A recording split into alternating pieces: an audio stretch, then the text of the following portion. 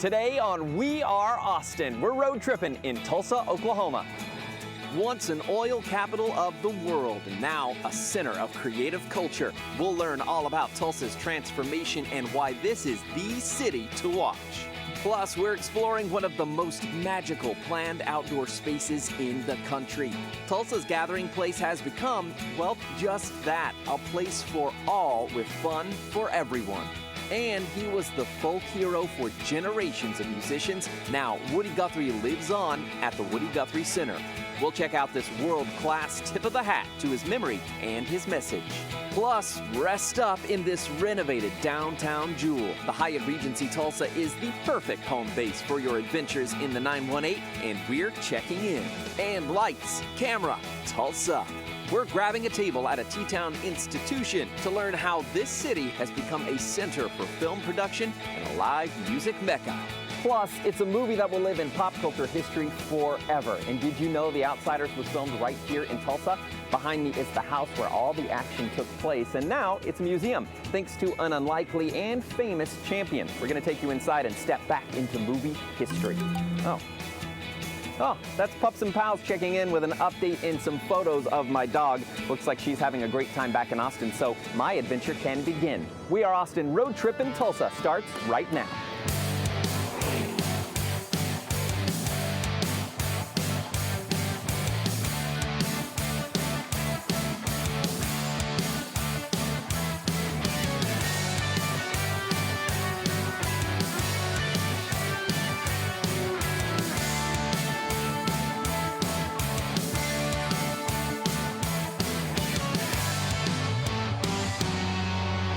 Welcome to Tulsa. This Oklahoma town is steeped in history and it's poised to become a city of the future. This sleepy town became a boom town in the 1900s when prospectors struck black gold, and then again in the 1920s. That's why downtown is full of such beautiful deco architecture. But in the 80s, an oil bust came and nearly ruined them. But that's when we saw the true spirit of Tulsans shine. They organized a grassroots initiative to attract business and community and culture. And now Tulsa is a thriving city on the rise. In fact, people tell us that Tulsa is like the Austin of Oklahoma, and it's easy to see why. Here's an introduction to T-Town. This segment is sponsored by Visit Tulsa.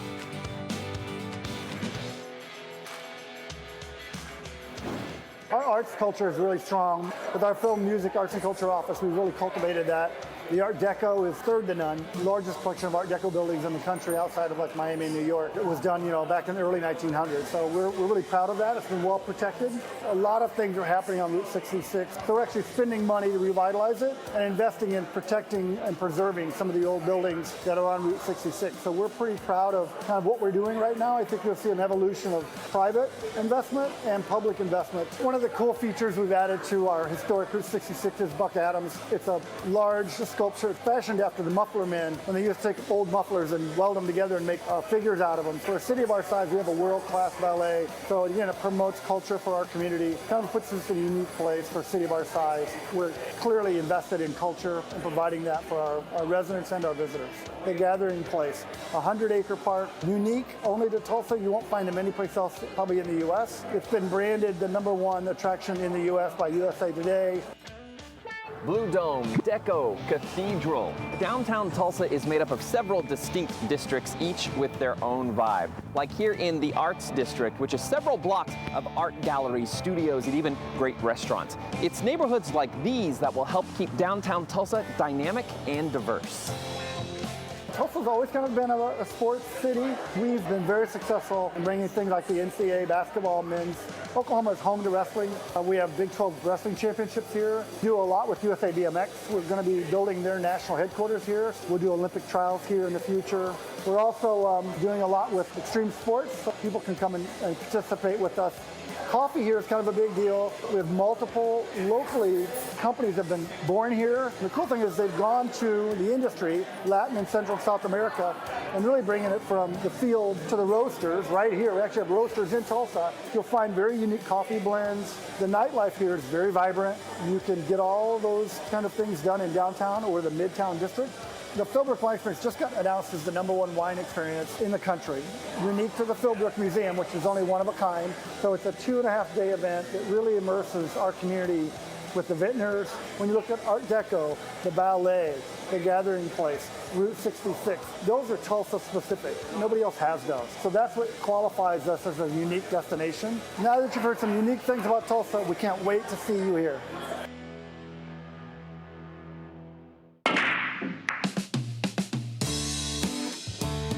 Abby, thank you so much for inviting us to the Mercury Lounge. I feel like a VIP in here. Welcome to Tulsa, Trevor. We're so happy you're here. I'm really excited. Cheers to you. Cheers. Let's have a sip of this wonderful local beer. So good. I think all interviews should start off that way. Absolutely. You know, we're here for a good reason. Mercury Lounge is one of many wonderful venues around town, but it's the music scene here in Tulsa that's really alive and growing so quickly. Let's talk about that. Absolutely. I mean, really, I feel like there's so much magic going on here in Tulsa, and music is at the core of that. You know, we always say we're really the creative hub of Oklahoma, and our musicians are at the forefront. We have just this incredible scene from diverse genres to so much talent, and the venues that support these musicians, Mercury Lounge naturally being one of them. Such a cool spot. This is wonderful. Actually, when we walked in, I kind of felt right at home. I felt like I was on South Congress at Antone's, one of the great Austin music spots. Right. So what makes the venues so special here in Tulsa? Sure. So you have so many different options. So you can start, you know, big with our arena, with the BOK Center, #1 arena in the country last year. And then you have the legendary Cain's Ballroom, where, of course, Sid Vicious punched a hole in the wall. You have a singer-songwriter venue with the Colony. You've got an outdoor space with Guthrie Green, and then you've got this awesome place called the Mercury Lounge, where you can see a show literally every day of the week, and tons of, you know, rock, country, you name it. And that's what's so wonderful about Tulsa, is you can see so many things any night of the week. I love that. I was poking around on stage earlier, because who can resist, honestly, a chance to get up on stage at a bar, and there's a sign that says, if your band plays any more than 3 covers, your show is over, which kind of speaks to the wonderful authenticity that comes from a lot of the Tulsa musicians. And how does the community support them? Oh, for sure. You know, absolutely, with attendance. You know, everyone's out and about seeing music all the time. But then you have incredible singer-songwriters. In fact, I'm wearing a shirt. Eric Hyman, he's been nominated for tons of awards and received awards for his songwriting. You know, Casey Steffen is also a talented songwriter who launched Miss Fest, which is one of the only female-led music festivals in the state that happens right here in Tulsa. Very cool. You know, we have a great hip-hop scene. We have one of the largest hip-hop festivals in our region with World Culture Music Fest. And so there's just all of these incredible, inspiring music options, and people just crave it constantly. Yeah, so many opportunities in this town, and creativity seems to really run through the veins of this town. And I mean, you think of Tulsa, and anybody who loves movies like me anyways, you think of The Outsiders, you think of some great films that have chosen to shoot here, and that's something that continues, right? You know, a lot of people don't realize how many productions come through Tulsa. So last year we worked with 32 different productions. That's everything from reality TV, documentaries, feature films. We had 2 features alone here in April. We worked with 4 this summer. I mean, it's just so many filmmakers are coming through town, and basically it's because of our locations. You can get everything from gritty to, you know, our downtown scene has beautiful Art Deco architecture. But then really the 30-mile radius of Tulsa, you can get so many different diverse locations. That's what's wonderful about this place. But you really actually make it very easy. Those people looking to really plant roots here in terms of a creative production, you've put together a really terrific database to help them learn what's available. We launched the Tulsa Creativity Database last year, and so what it is it's a directory dedicated to showcasing our creativity. Musicians, film crew, artists, creative support services, as well as then a location directory too. So we can put together custom location packages for producers. And so the idea is a one-stop shop to connect all of the creatives that call Tulsa home in one spot. You know, I can tell from our short time here in Tulsa why the creatives are drawn to this awesome city, and I'm sure we've probably only just scratched the surface. Oh, and we have some ideas for you too. Oh, you do? Okay, you must check out before you leave. You gotta go to Route 66, Tulsa Playhouse, and Center of the Universe. Ooh, well, it looks like I know where I'm going next. Abby, thank you for the suggestions. Cheers to you, and cheers to Tulsa. There's more Road Trip in Tulsa coming up after this break.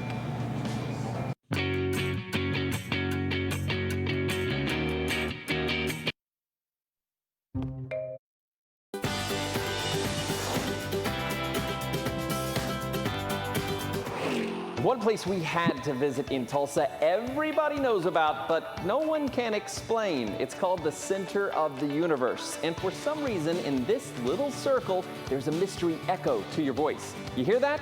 It's not my mic. It's the Center of the Universe. Hello! And this is Tulsa's Spotlight Theater, built in 1928 by avant-garde architect Bruce Goff. And it's also home to The Drunkard. And here's a fun fact. That's the longest running play in America, delighting audiences every Saturday night since 1953. And you definitely cannot leave Tulsa without getting your kicks on Route 66. This iconic highway actually runs right through town, and it's lined with tons of classic diners, cool roadside attractions like this sculpture, and lots of historical landmarks. It's a must-see.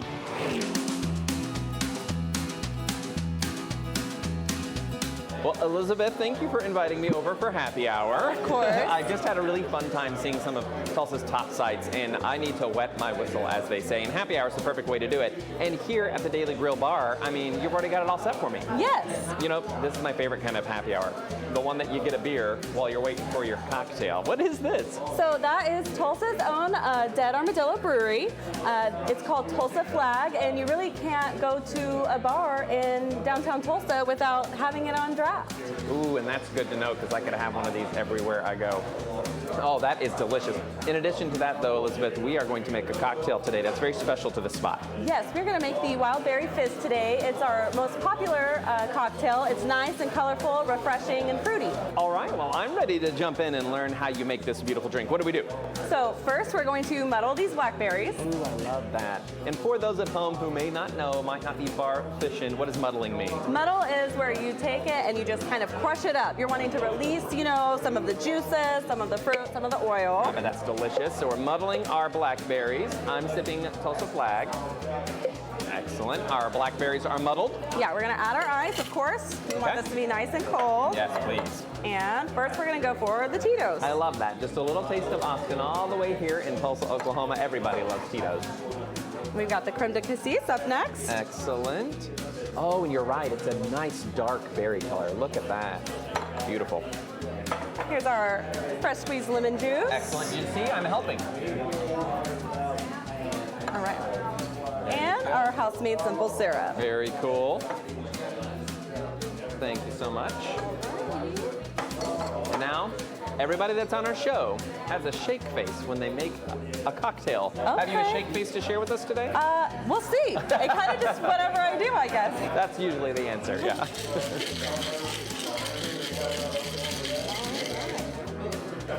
All right. Okay.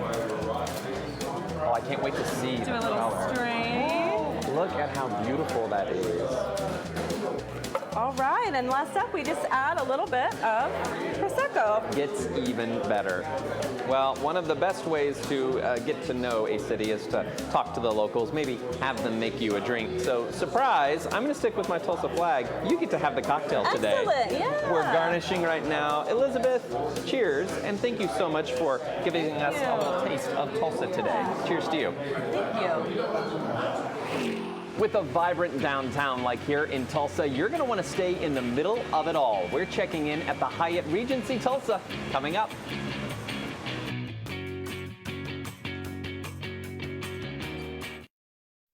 And this segment is sponsored by Hyatt Regency Tulsa.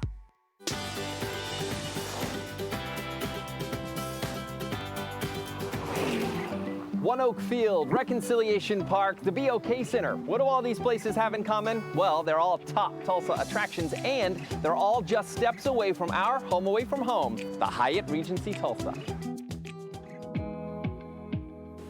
Here at the Hyatt, we like to make sure all of our guests enjoy their stay. We personalize every experience for the guests, so no matter what you're coming to Tulsa for, we want to make sure you have a great time. Usually you're greeted by our doorman right when you come in the door, so you know that you're welcome to the Hyatt as soon as you come into the hotel. And then you come up to our big lobby, which is right behind me, and you'll meet some more of our associates. We're happy to get you checked into your guest room. We believe in the customer contact, and we believe in working with the customer to make sure that they feel welcome as a guest to our hotel. So right from the time you pull up in your car, we open the door for you and say, welcome to the Hyatt. We've done quite a bit of remodeling over the years, but just recently we completed a large renovation of about $10 million in late 2018, and then we did another $25 million we just completed in March of 2019. Well, everything pretty much is new in the entire hotel from top to bottom, but we continue to just keep it fresh and keep doing things all the time because we want our hotel to just sparkle and shine when you come. We've got plans for additional renovations that are starting in December. We have everything from your standard king to a standard double, up to an executive suite or up to a luxury suite. We even have one suite in the hotel that's over 3,600 square feet, has 3 bedrooms, 3 bathrooms, and a grand piano in the living room. We have all of the amenities you would expect from a hotel, everything from indoor parking, 24-hour food service. We have a restaurant that is fantastic on site. We have a lounge, we have a spa, we have a coffee shop. We have just everything you could expect or would need while you're staying in a hotel. When you're listing all the things that make the Hyatt Regency the perfect place to stay, you can't forget location. We are in the heart of downtown Tulsa. The Performing Arts Center is literally across the street, and we're within walking distance of so many cool attractions. Tulsa is very vibrant downtown, and we are right in the heart of all of that. We are just blocks away from the BOK Center, which is where all the major acts come in and play for the evening. And we're within 52 restaurants that are all within walking distance of this hotel, and only one of them is a chain. So it's all local experience. It's really neat to get to see the culinary things that they have to offer. And of course, we run 24-hour complimentary shuttle. If it's not as walkable, or if you don't feel like walking, then we'll take you for a ride and get you to all those locations. We would love for you to come see what Tulsa has to offer, and of course stay at the Hyatt, but just to see all the wonderful things that are going on in Tulsa, from music to the gathering place to all the different sites and museums, the art crawl in the first weekend where they open up all the art areas for you to see complimentary. It's just a great experience to come and visit and see what Tulsa has to offer. It's truly a hidden gem. Well, when you talk about having everything that the guest needs here at the Hyatt, you are thinking of everything, and that includes your wonderful on-site restaurant. Absolutely. The Daily Grill is our on-site restaurant. It's a very popular restaurant both with our guests and the locals. We offer some great appetizers and some great meals that just everybody loves, and they'll keep coming back for. It's wonderful when you know you can check into a spot that's in the heart of all the action downtown. Then also you don't even have to leave to get one of the best meals in town. It's right here. Absolutely. You can always have dinner here first and then go out and see what else the city has to offer. I love that idea. And you've actually taken the liberty of ordering a few favorites. What do we have working on the table today? Absolutely. First off, we have our calamari. We bring it in fresh every day, so it's really awesome and tasty. We also have a spinach artichoke dip. It's one of my favorites. On the crostini. Absolutely. It's half calories today. So. Oh, yeah. Excellent. It's my cheat day. It's okay. Absolutely, absolutely.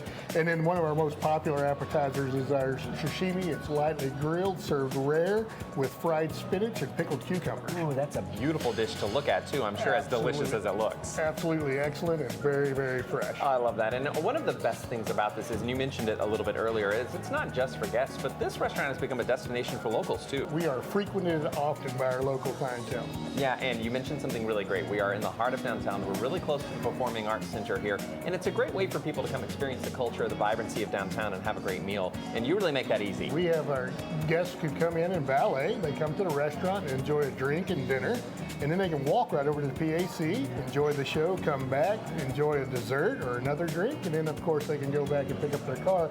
We validate that for them to make it easy so that they don't have to pay for parking. Man, you really are making it very easy to fall in love with this property downtown. And speaking of performing arts, you guys are really close to a world-class arena, and that's the BOK Center, and it's a spectacle on the outside even. Absolutely. It's a Caesar Pelli designed building. It's one of the most famous architects in the world, and he came and designed the building, so it's just a beautiful sight to see in itself. But it also hosts some of the greatest concerts. We have all of the major acts come through, and you know, a lot of them frequent the hotel as well, so you never know who you might run into at the Daily Grill. Oh my gosh, I might walk into the Daily Grill, run into Lady Gaga having a cocktail at the bar at some point. It could happen, absolutely. Well, for now, it is just us. Now, we got a lot of work to do here, James. Thank you for introducing us to the Daily Grill. Let's have a cheers to a wonderful meal. We've got a lot of work to do here, so cheers. Cheers. Let's dig in. Let's do it. Coming up, it's the place everyone told us we had to visit, the Gathering Place. It's Tulsa's Park for All, and we're exploring when Road Trip in Tulsa continues.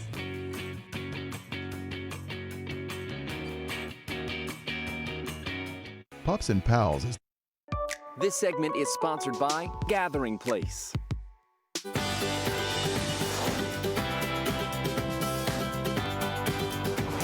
What started 10 years ago as a big idea to bring Tulsans and visitors together is now the Gathering Place. It's a sprawling public space full of creativity and fun where everyone can come together.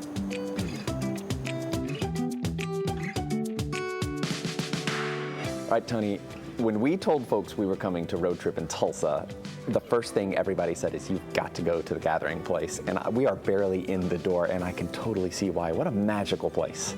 You know, it really is. It was quite interesting just to see this area transition from just a clump of dirt to this world-class park. But man, it certainly has delivered. What's really cool about this, too, is we're sitting here now and that this park has come to fruition and is still growing, but it had such a cool journey to get it to this point. It started as an idea by George Kaiser 10 years ago. George, being a beloved Tulsan, just said, hey, we needed an entity, a park, an attraction, something that helped make Tulsa a vibrant place. George wanted a park that would help to unify Tulsa. Yeah. There was 3 objectives for this park.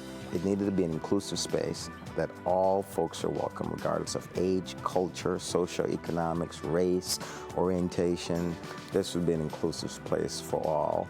It had to be a repeatable park, meaning if you're going to put that much money in the ground and invest in a park, it needs to be repeatable. We certainly didn't want to hear, yeah, I came one time, it was okay, but I'm not sure I'd go back. Yeah. So it had to be repeatable. Smart. And it had to be a world-class park that really helps unify the city. This is not an ordinary park, Trevor. It's a park that appeals to youth.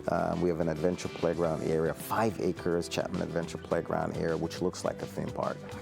We have over 1.2 million plants and shrubs. So if you're into landscaping, this is a place to be. 7,000 trees. We have a lagoon. You can kayak. You can play sports. We have a sports realm where there are 5 sports courts. You can play basketball, street soccer, street hockey, BMX pump tracks, skate parks. We have 2 world-class restaurants, a coffee shop. We have an area such as this, the Lodge, Williams Lodge.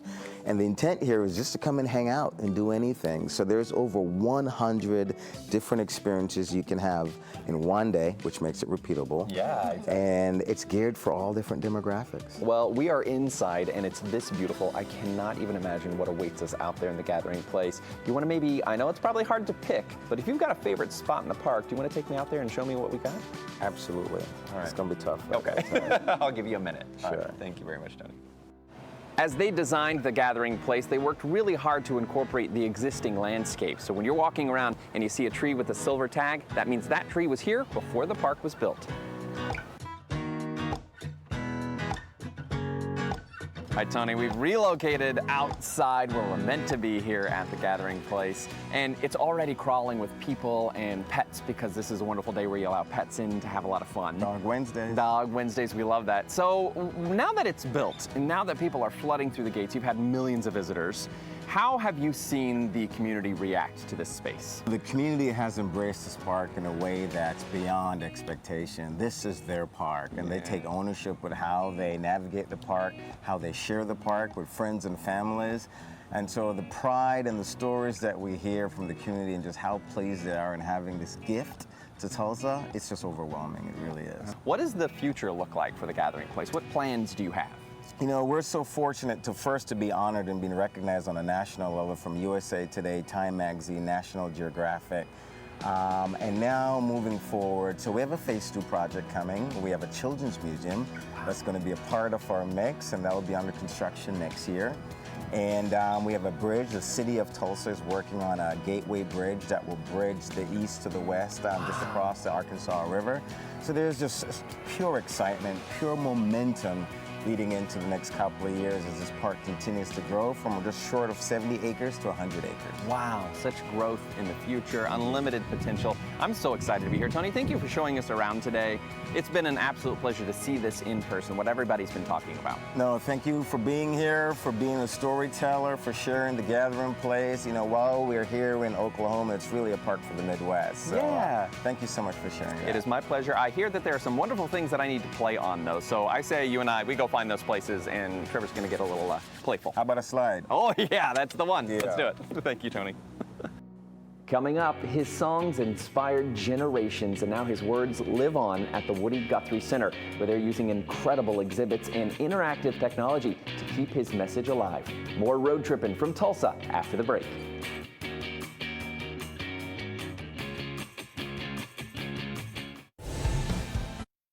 This segment is sponsored by the Woody Guthrie Center.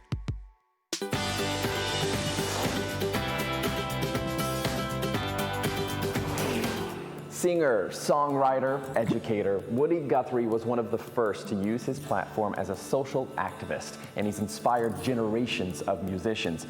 Here at the Woody Guthrie Center, they are dedicated to preserving his stories and keeping his messages alive.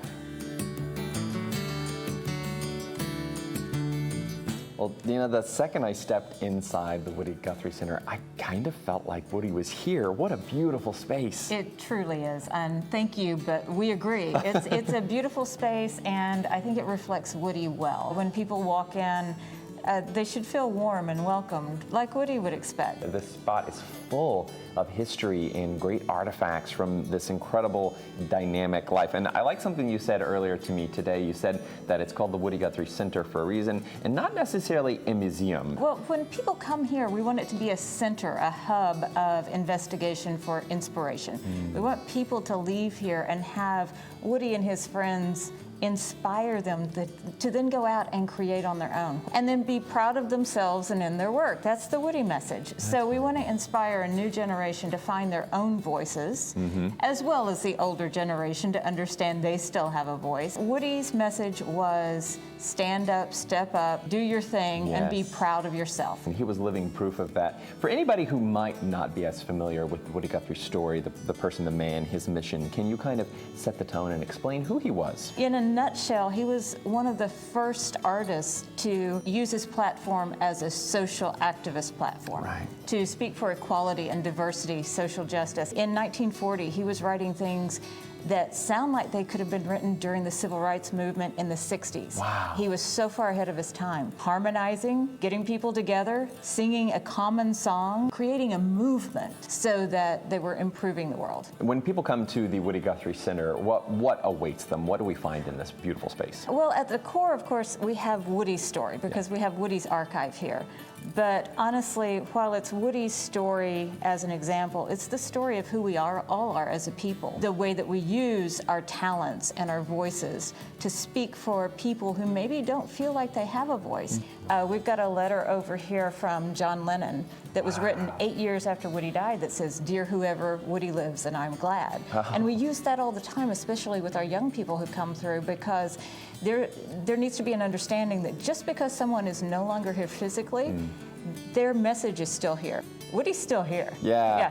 He's definitely among us today for sure. This is such a great space, and you've got a great variety of exhibits here. There's one I wanted to check out for sure about the Dust Bowl and a really special connection to Woody. You want to check that out? Yes, let's go. Let's do it.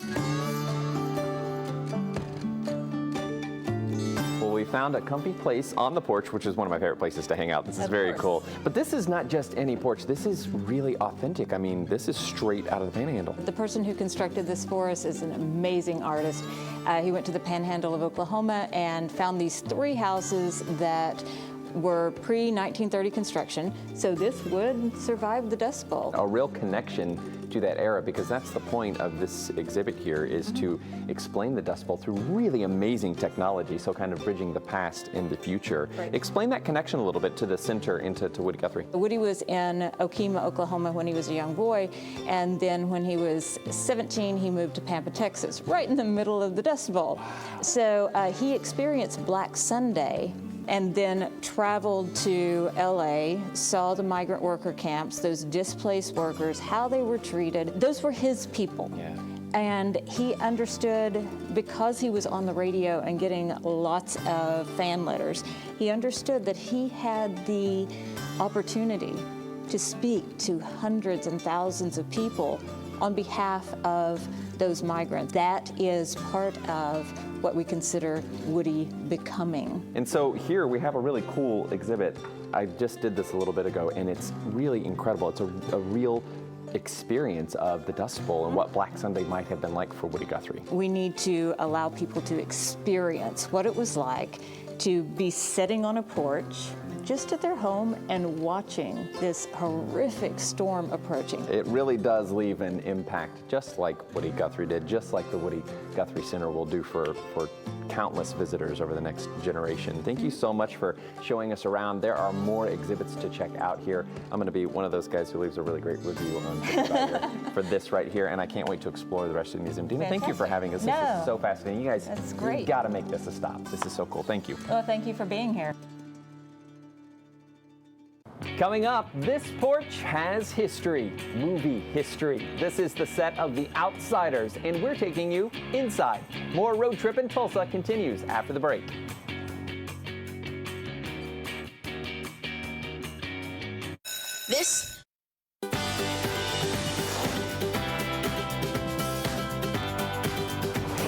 You probably recognize the house behind me as the home of the Curtis brothers in the cult favorite film, The Outsiders, and it was nearly demolished. But today, it's a museum and an homage to the classic film, thanks to an unlikely and famous superfan who became its biggest champion.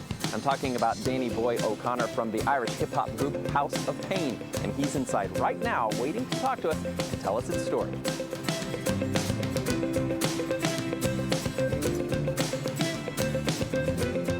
Danny, I have to tell you, when we told people that we were going to road trip to Tulsa, nearly every person we spoke to was like, you got to talk to Danny and go to the Outsider's house and learn the story. Fantastic. Your reputation precedes you. Thanks for having us out here, man. Thanks. Hey, listen, it's glad to have you here, and I think on any road trip through Tulsa nowadays, it's a must-stop location. How did this relationship between you and this town and this movie and this house, how did it all begin? It started when I was 13 in Woodland Hills, California, when I got invited to see it at its original theatrical release, related to those characters because I came from a broken home. It always stuck with me. Never in a million years did I think we would be standing in the living room talking about, you know, how this came about. But many years later on tour, 2009, with the side group that we do, I'm in a group called House of Pain. Yeah. It's an Irish hip-hop group.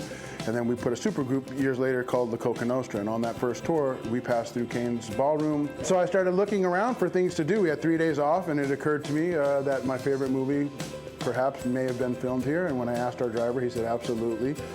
He brought us to the drive-in, which still survives, and I was able to find the park, which is a block away from the Outsider's house, and then we were able to find the Outsider's house. This house looked like it did when they filmed in '82, but it also looked like 1967.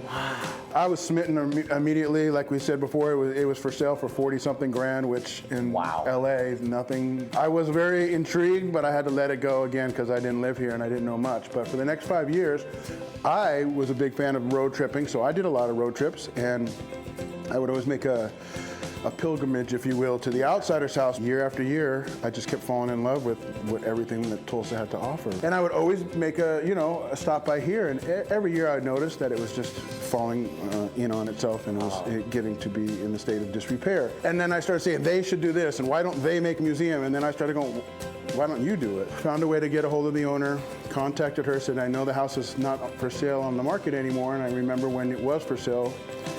If you ever have the inclination to sell, maybe I'm interested. We made a deal. I thought I had stole it.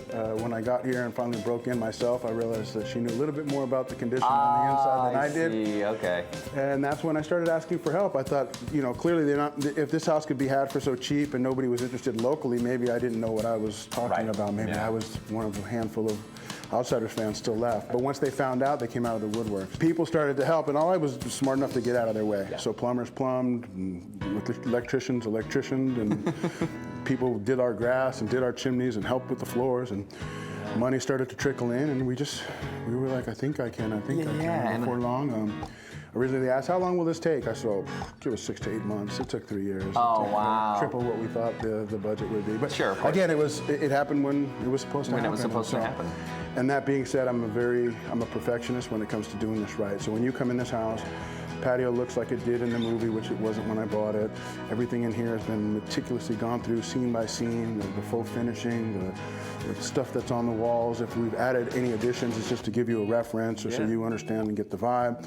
But you can go in every room that the movie was filmed in and stand in a scene where that greatness happened. Wow. And then it's mixed with the collectibles, which is we have the largest collection of Outsiders and C. Hinton known to man. Yeah. And I'm just glad it's back home where it belongs. And you have told me too, I mean, you love the movie, clearly. You're a fan of The Outsiders. That had a huge impact on you as an adolescent and growing up. That being said, what you've ended up kind of falling in love with is Tulsa too. Yeah, I fell in love with Tulsa. I fell in love with it's the people that make it. If you have a dream and you want to work hard, they'll help you do it. Yeah. It has rich history, starting from Native American to oil history. It's got a beautiful downtown, the third largest collection of Art Deco buildings. So I love it here because of the fact that, again, people have supported me. This is not me. I didn't do this. Sure. I just started this, and then I stuck with it. I will tell you now, you are a Tulsa hero. People really adore what you've done for this film and this house in the city. This is so cool. Well, thank you for having us. I can't believe I'm inside this house. We've stepped into history. This is the coolest thing. Danny, thank you for having us. Appreciate you. And thanks for what you've done. No. I'm going to take the grand tour now. Got the guy here. Come on, let's go. There's more We Are Austin road tripping from Tulsa coming up after the break.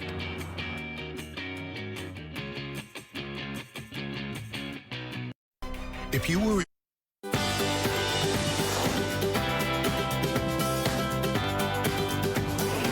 Well, I have had so much fun exploring this creative, dynamic town, and I know you will too. Here's a look back at a few of the places we visited so you can plan your Tulsa road trip.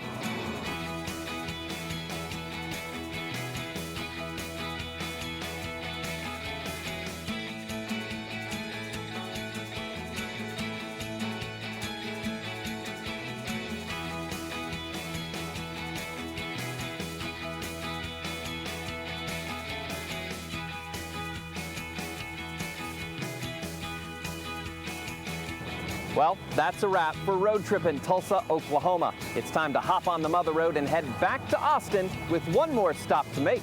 I've got to pick up my pup.